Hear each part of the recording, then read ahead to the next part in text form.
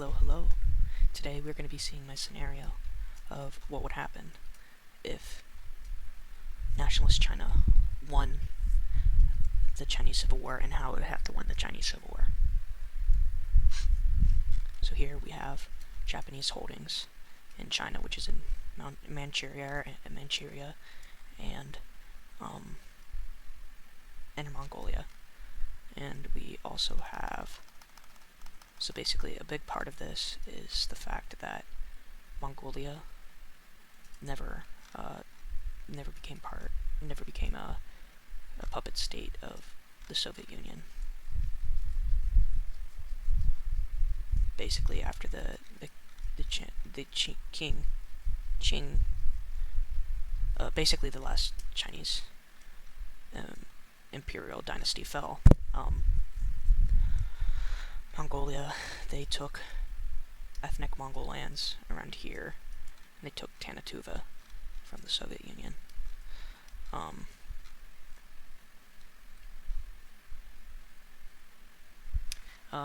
The Xinjiang clique, they look like they're East Turkestani, but they aren't. They're basically just an excuse for a socialist republic. They basically were part of the Chinese Soviet Republic, but actually established by the Soviets themselves. Same goals as Mao, but just different person. Here is Turkmenistan, which is basically Turkestan, East Turkestan. They have a lot of these desert holdings. They are non-aligned, but they do have ties to the Ma clique. They are literally the country. So this is ruled by the Ma family, and the Ma clique is basically warlord nations that are ruled by the Ma families. But the Ma clique is closely tied to the Republic of China. I got rid of some minor cliques that wouldn't see any conflict down here. And then Tibet is non-aligned, but they do have ties with the Republic of China. As you can see, here's Maoist China, the Soviet Republic, the Chinese Soviet Republic, and Imperial Japanese holdings. Okay, so in 1937, the Japanese start their invasion into China.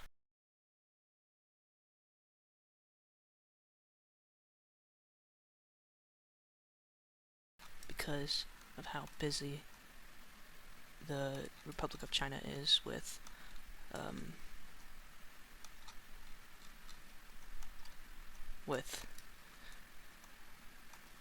Mao, the Japanese are very quickly able to sweep through many places.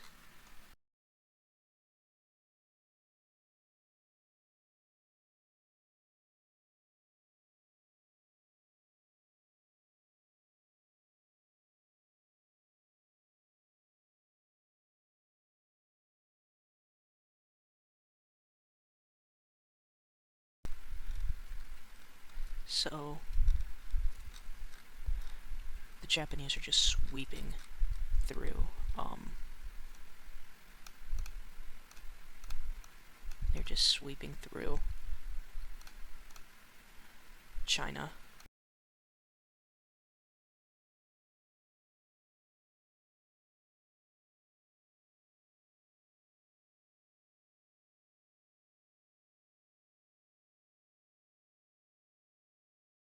So the Republic of China, it was not really that much of a republic. It was kind of like more so a pact of warlords.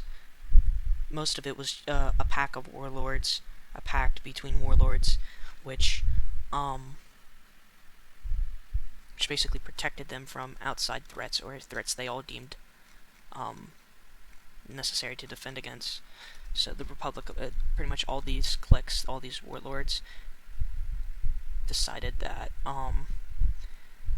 Japan and the Soviets were a big enough threat. So that's why the Ma clique and cliques down here are fighting with against Japan and Soviet China. So because of just the way that the Soviet China fought, they would go for mountain ranges. They fought in guerrilla warfare, which guerrilla warfare really would be like bombing a place and then running away and, you know, hiding in plain sight, but that's hard to represent. So for these purposes, it's basically just going to be mountain range fighting, which is a lot what happened. It's the main tactic that they employed.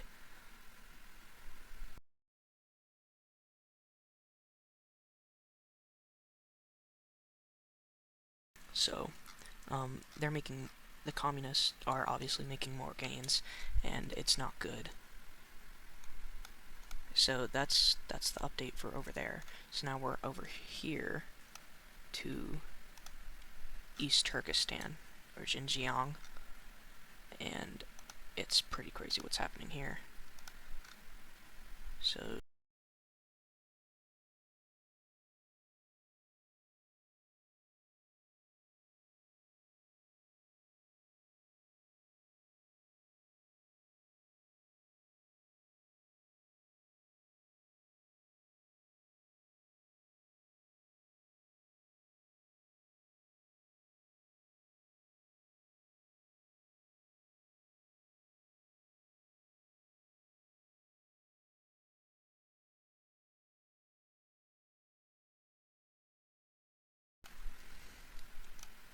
oops, didn't mean to do that.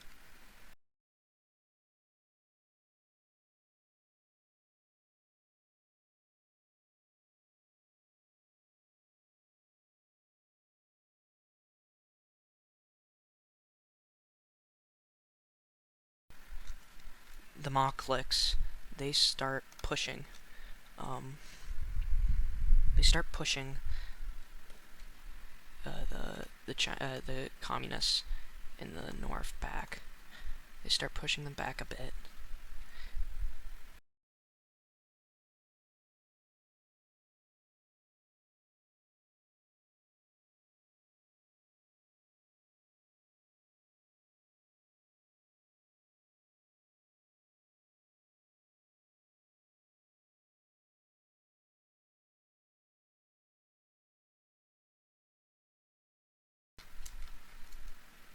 Japan is going to push more, and they're going to start making naval landings.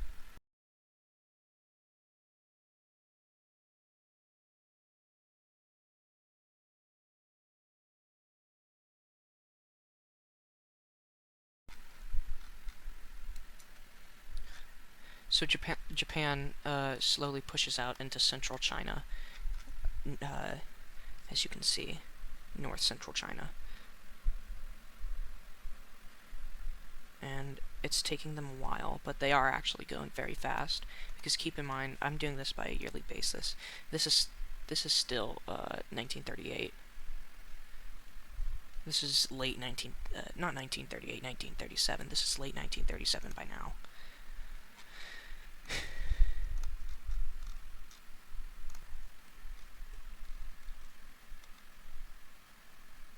So now we're in 1938, which is a really, really bad year for China. So,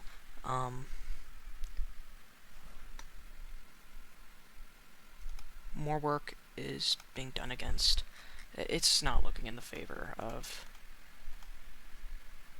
the Republic of China right now, or nationalist China. It is not looking in their favor whatsoever.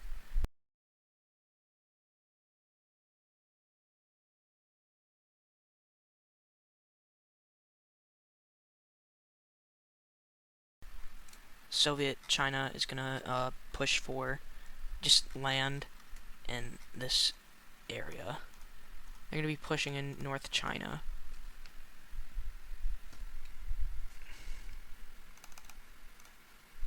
They're going to be pushing North China for control of the land that's there, because they have interest in North China.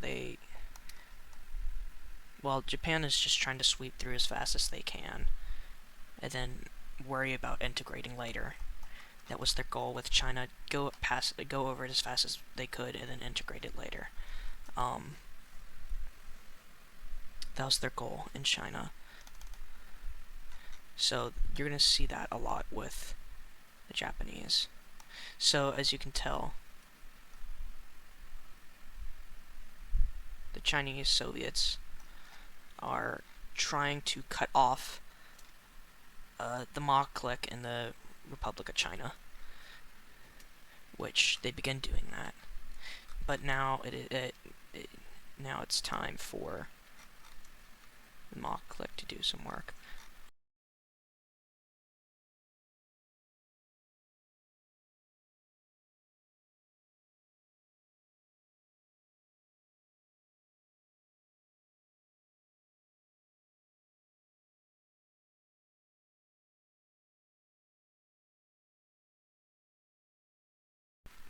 So obviously it's a massive stalemate over here.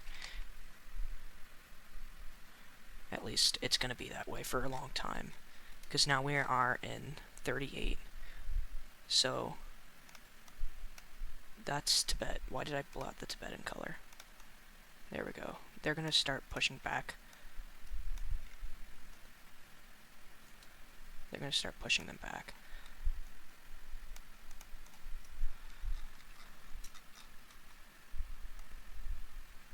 Here it's going to be a lot of back and forth just due to the nature of the terrain here. And now this is a really nasty part, but this is a fact of World War II that you have to accept, no matter what side of history you are, if you're Japanese or not, Chinese or not. In late 1938, Japan started to make naval landings at coastal Chinese cities, and it was of great success due to Republican forces being focused mainly in the north. There were forces in the south, but they just were not equipped, and were not as many as there were up north. Because as you saw, Japan got pushed back by both the Red Army and the Republicans. So they were like, dang it, man, we need to actually do something, which they did. And it was invading coastal Chinese cities. And it was absolutely massive battles, some of the largest battles of the war in reality.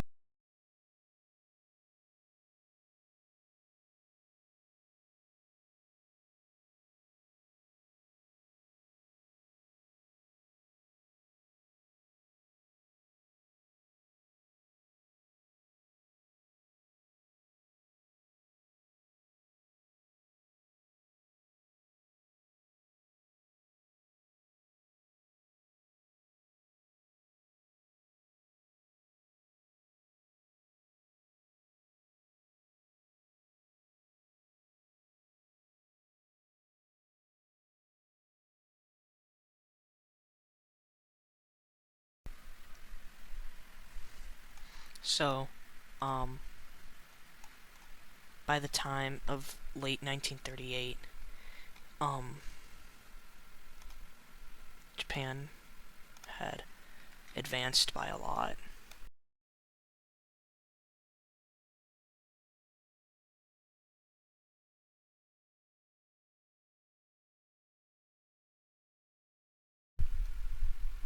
It had become very, very bloody, and millions were already dead. It's not talked about much, and not taught much in schools, but tons and millions of people died in the wars that happened, the civil war that happened in Japan, and this was happening since the 20s up to the late 40s.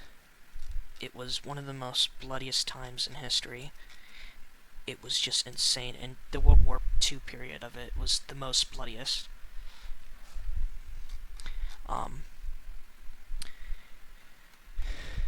And so many civilians died. This was one of the most civilian death-heavy places of World War II, besides Eastern Europe. And it was just terrible.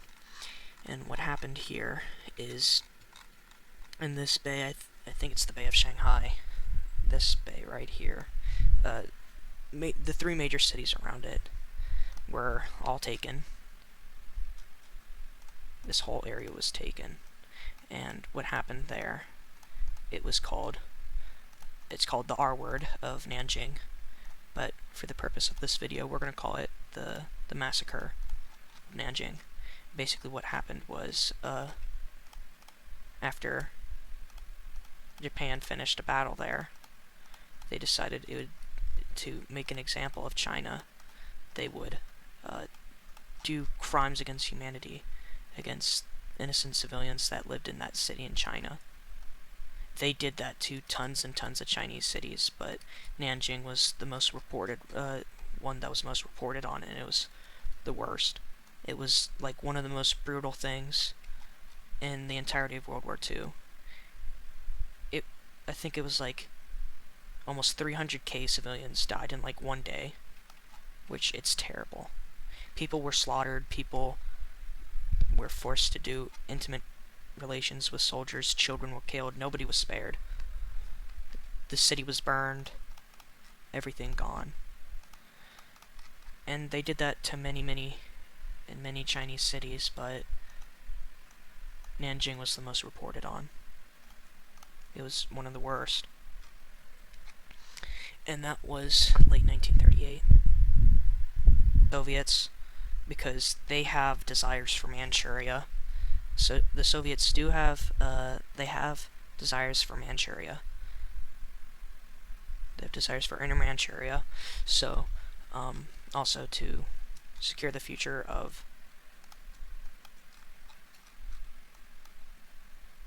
to secure the future of the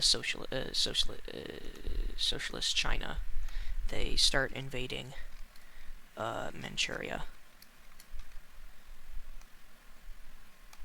In the Empire of Japan and Russia have pretty much for most of their histories have always had some sort of dispute or just disagreement, and just this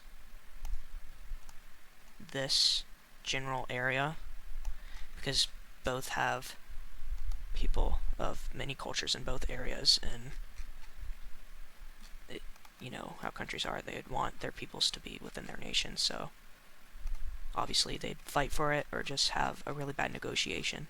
I forgot this Korean city, but it gets taken over.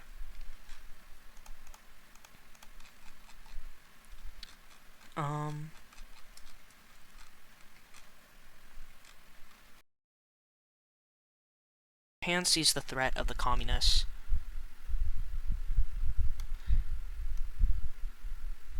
And they're having issues. They see the threats of the communists, and Japan is like, oh, we want Outer Manchuria, which is this that Russia controls, and we want this island. And then they're like, oh yeah, we also want these islands. So Japan, they see this as an opportunity.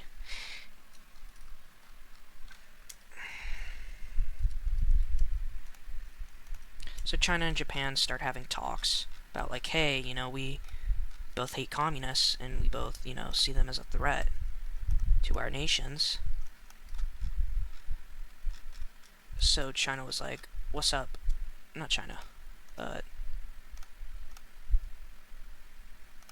Japan was like, what's up, China, you know, to the Republic, the Republic of China, which are the nationalists, and they're like, "What's up? You know, we both hate these communists. You know, we can like make a deal and work against them."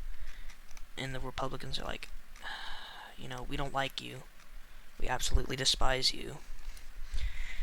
But you know what? Sure, we'll make a deal with you because this is a very, very, very big mulligan, but."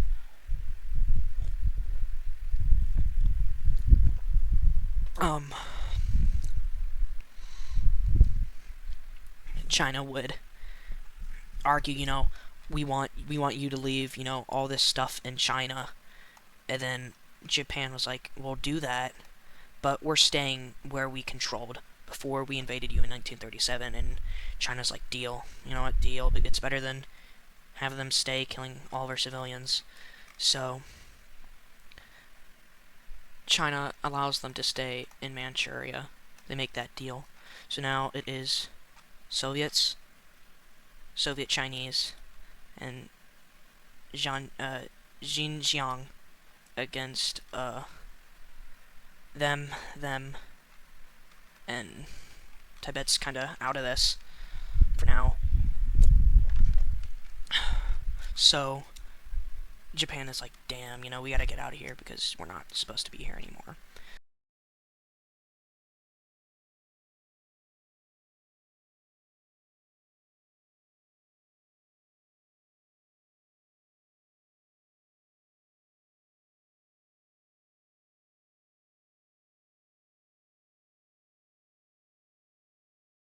As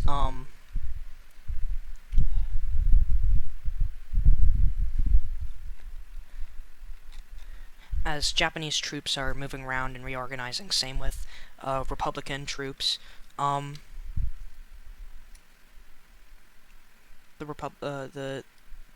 communists use this as an advantage. They begin attacking more. Oh shoot, I forgot something. They take advantage and take that and that, and they finally cut off the Ma clique, and they finally cut off the Ma clique, and they finally they finally take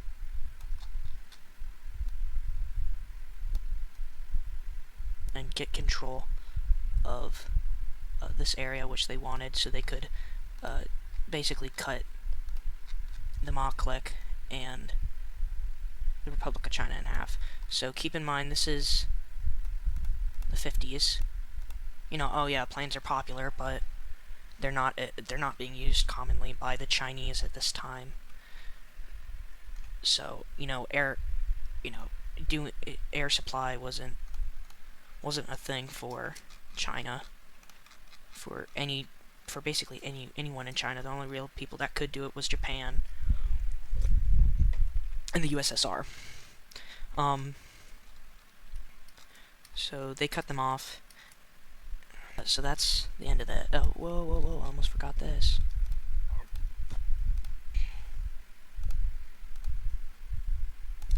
They take that area. So that marks the end of... No, that does not mark the end. Xinjiang. I always get that wrong. Start fighting more. Them and whatever its name. I don't even need that, because the guys, they completely push Xinjiang out of their borders. Completely out of their borders. And 1940. So now we're in 1940.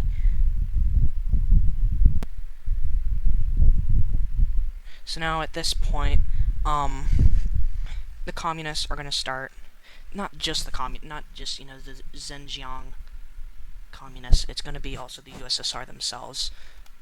They're getting tired. They don't like what's happening in Tunganistan.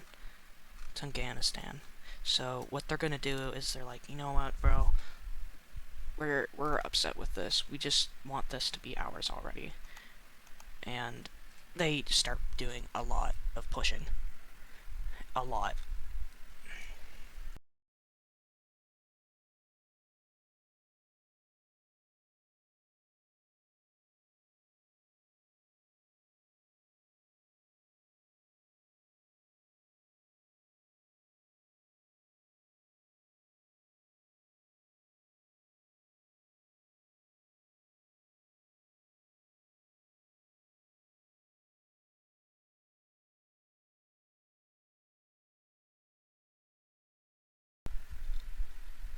So now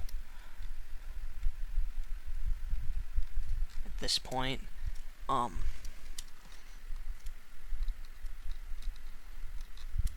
the new capital of Republican China is like here on the Yangtze River. And at this point, it's like, gang, what are we doing, man? And the Soviets are going to do way more invading. They are going to fight really, really hard to just tire out the Japanese as much as they can. And they do a really, really good job at it.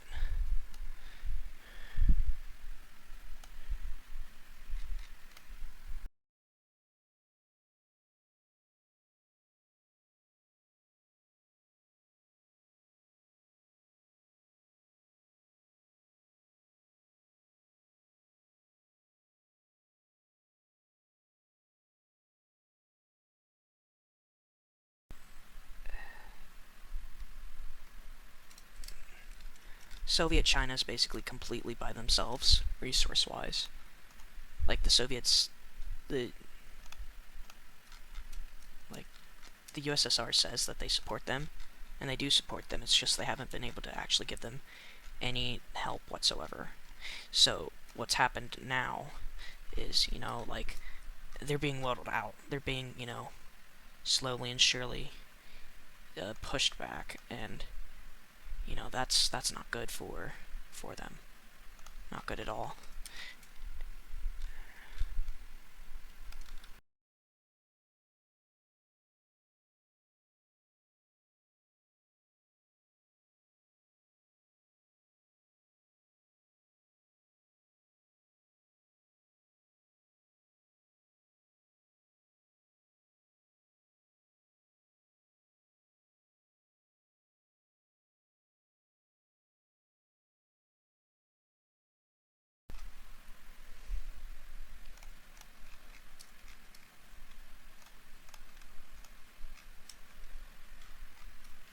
So by at this point, the Soviet the Soviet the, the Chinese Soviet Republic and the USSR and the Republic of China, you know, they they see how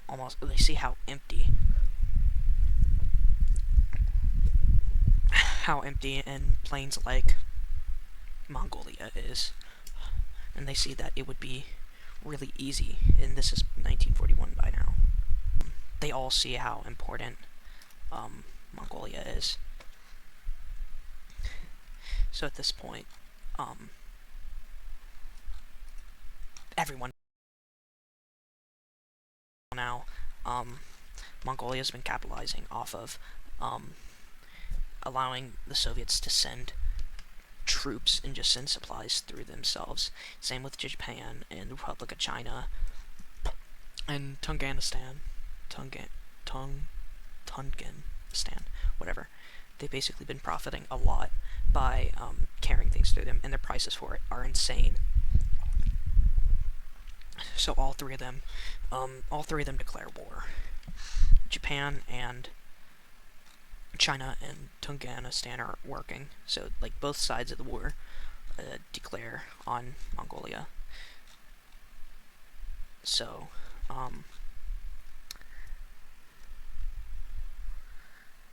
it was actually the not the Mongols, the Soviets to first declare, because they realized, like, oh shit, we need to do something about this, because we are wasting so much money giving it to people that are basically just scamming us out of our money.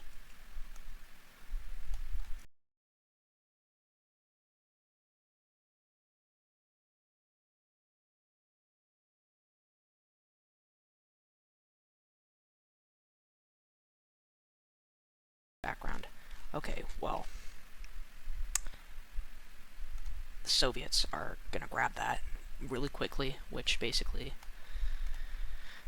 make the entire nation fall apart extremely quickly. So they're the first to get to the capital. I mean, just look at how close it is. It's kind of to be expected. And after, basically after that, it was pretty much over for them.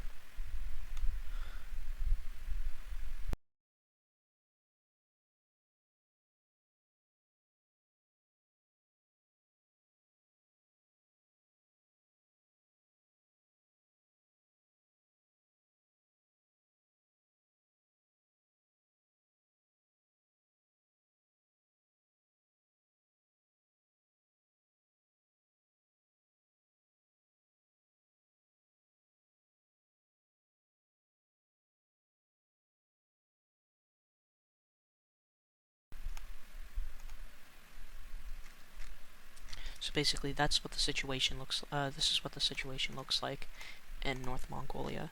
The Soviets took most of it. After it fell, after the capital was taken, Mao and his troops, they try to take as much as they can, which they do take as much as they can. It's just not as much as they should have taken, or what they needed to have taken, because it's over for them. Pretty much. It just does not work for them, like, whatsoever.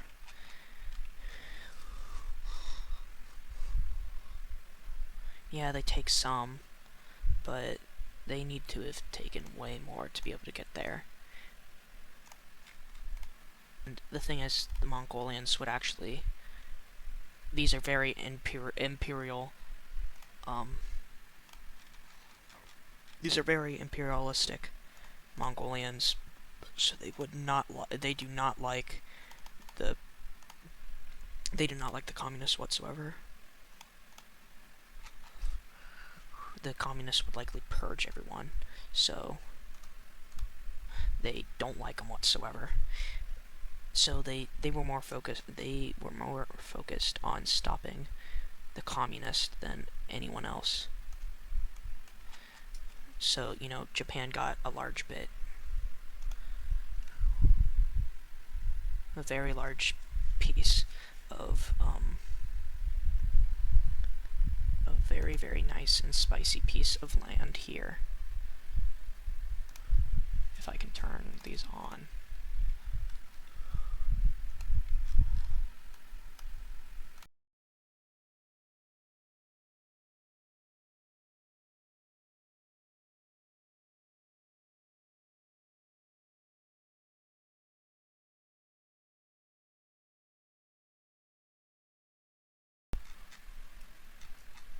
And basically the Republic of China just... Well, it's actually over here, it's the Ma clique, but the Ma clique snatches up that area. So basically, the Ma clique in Tunganistan... China was actually very Muslim. And it's surprising, but they were actually very Muslim. Like, a lot of Eastern China was Muslim. Not Eastern, Western China. Except for Tibet and the Himalayan region, and the Tibetan Plateau. And the Ma clique were basically decided, like, we'll be chill. We'll still fight with each other, but, we're Muslims, so we'll kind of get along. So, at this point, it's not looking good for them. And, after this, it was over for Mao. Basically, after this, they pretty much got swept through. Um,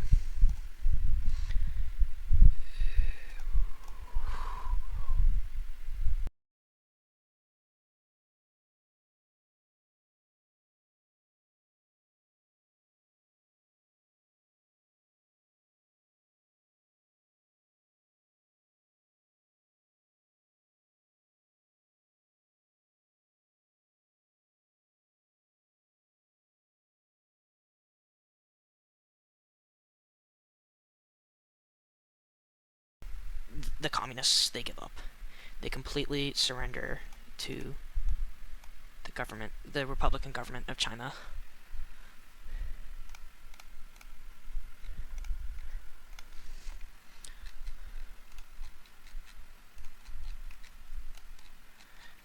And then after this, that whole Mongolia being split was 1941, and 1942 was the Chinese communists basically being destroyed. And at this point, the Soviets, they're kind of not trusting. They're just not liking the fact of where this is going, and they're starting to think about for a way out. But before that happens, Japan pulls a very big surprise. Japan has had interest in this area for a long time, but because the Soviets were so focused on trying to connect themselves with Chinese communists, pretty much the entirety of Outer Manchuria gets taken by the Empire of Japan. Which, it's insane, but you gotta think about it. Like, no one's gonna be there, because all those Russian troops, like, in this area, are gonna be like, oh yeah, we need to deal with what's happening in Mongolia. So boom, shaboom.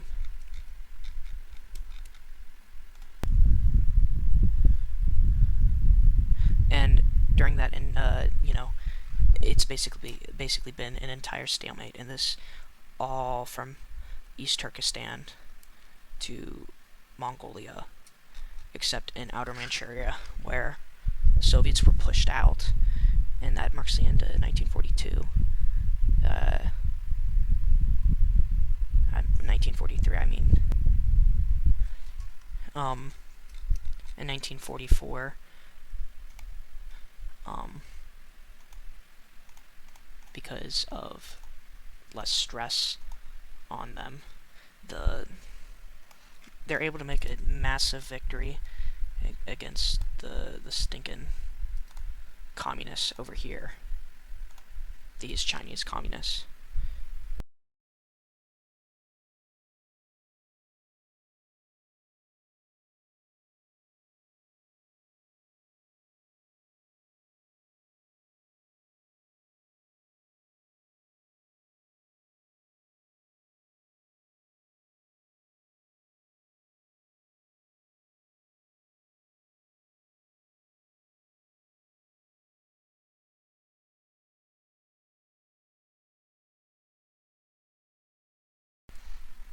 So, by this time, in late 1944, the USSR and the Republic of China are tipped off by the United States, and they're like, hey, we'll give you, we'll help you guys out, both of y'all, be cool with y'all, if, you turn on Japan. Well, more so to the Republic of China. They're like, we'll make a deal we'll, figure something out between you and, the USSR, so you can, basically peace out with them, and then deal with Japan. Because we're gonna do something to Japan that should end the war, and they're like, bet. So, what happens now? Now we're starting into 1945. So basically, they're all forced to make a deal where, pretty much, Soviets get land that they've taken, and the Chinese get land that they've taken, Mongolia gets split into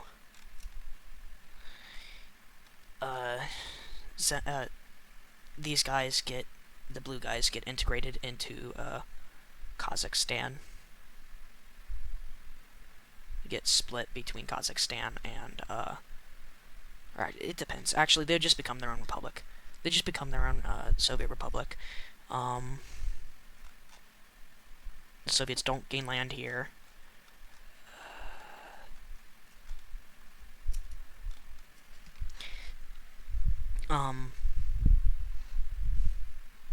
This area of Mongolia will be split areas, taken before this deal by Russia. Areas of Manchuria will be negotiated and given to Russia, and Korea will be freed, and yeah. But basically, China isn't allowed to interfere with Mongolia and these guys, and China isn't allowed to interfere with Korea. They're not going to be allowed to interfere with them, and that's the deal that America's making. So, China turns on them, and this goes by really, really quick. Like, extremely quick. Because Japan gets nuked in August, you have to remember that. And by this time, they've pretty much lost completely in South Asia.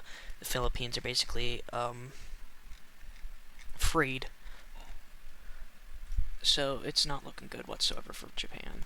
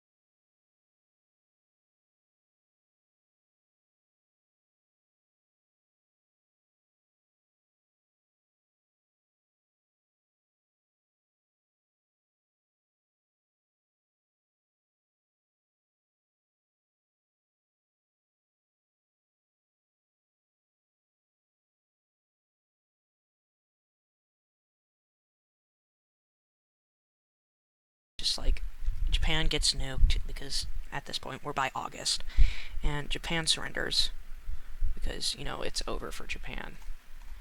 And I'll get back with you with the borders later. Alright, guys, so this is what I have for what would happen. This is the ending of what would happen if Nationalist China won, or the Republic of China. So, basically, the United States helps transition it from an authoritarian dictatorship into a actual republic. And basically, the Muslims here, Muslim nation, there will be, so basically it's split into three. There is a Muslim majority nation, which will also have some control here. I just forgot to map it correctly, and I'm really tired, and I just want to get this done over with. And the Hindu nation, or Tibet, and then just regular China, all the different ethnicities there. And so each place gets 3 representatives in a big council. Five, or just an odd amount of representatives on a super. So each place has an odd amount of representatives for each place. So like locally, they have representatives, an odd amount of representatives from there, and then another place, odd amount of representatives from there, and there, and then there, and there. So like, let's say the people in the Muslim nation are, this part is more conservative, this part is more conservative, but, oh wait, you don't see my cursor. Like, this part is more conservative and this part's more conservative, but then this one is more progressive. So most of the place would be progressive. It'd be divided population-wise to try to even it out, but whatever. So there'd be an odd amount there, and an odd amount in the other, odd amount in like each section, and they would all have an equal amount of sections. So, like if a council was to like pass a law, it would, be fair.